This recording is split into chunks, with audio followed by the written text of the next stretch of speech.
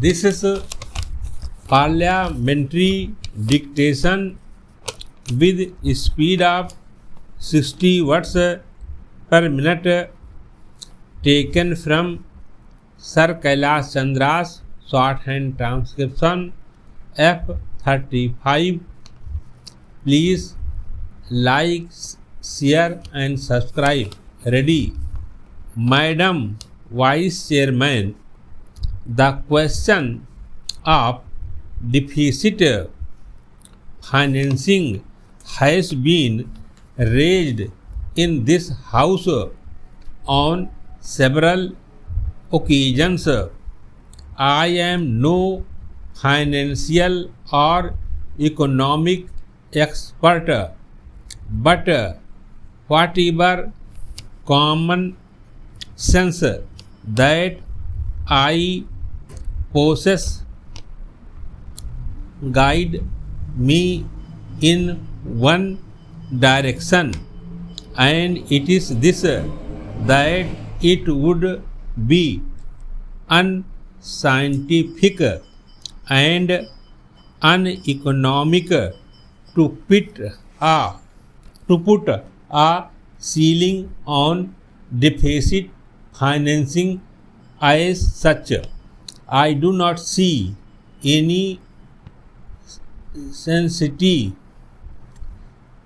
attached to a ceiling to be fixed, because if the production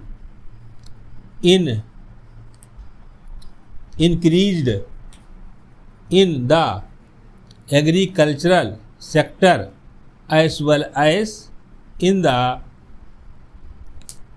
industrial sector, there is no harm if deficit financing is resorted to.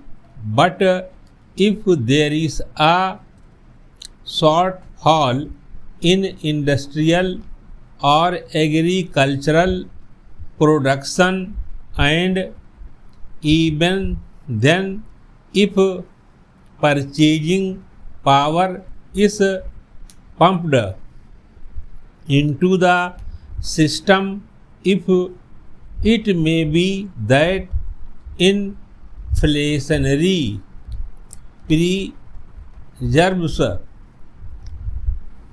might arise, but our past experience shows that even if we accept the various estimates that we made regarding the volume of deficit financing till today, which might have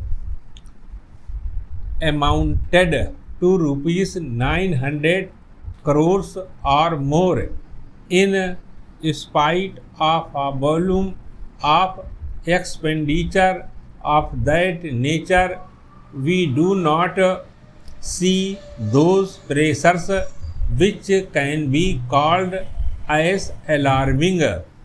In a developing economic, some rise in prices is going to be inevitable, because whatever you might plan to spend may not immediate economic results. A project might take time to give you dividends. In that process, it is possible that for a certain period of time there might be rise in prices.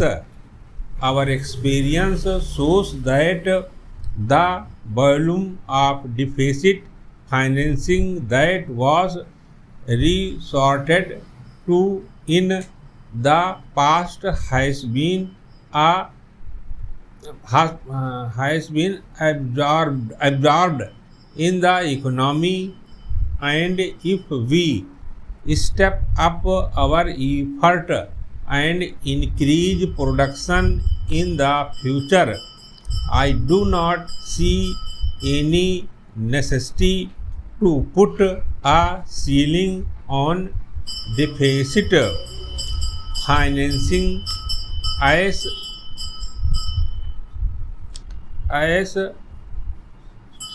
source. Para. Now the resources which are required for running the administration have to be raised by the state in one or two ways. One of the ways is that the money which is required for current expenditure may be raised by taxation.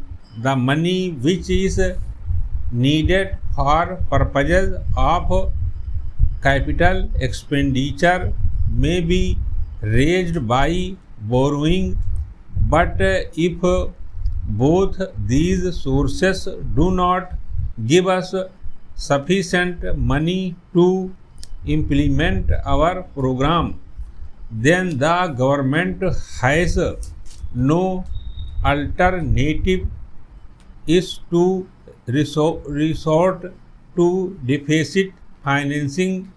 I would therefore suggest that efforts should be made to mobilize the savings of the people for development. I have been saying that there is surplus purchasing power in the rural areas. Stop.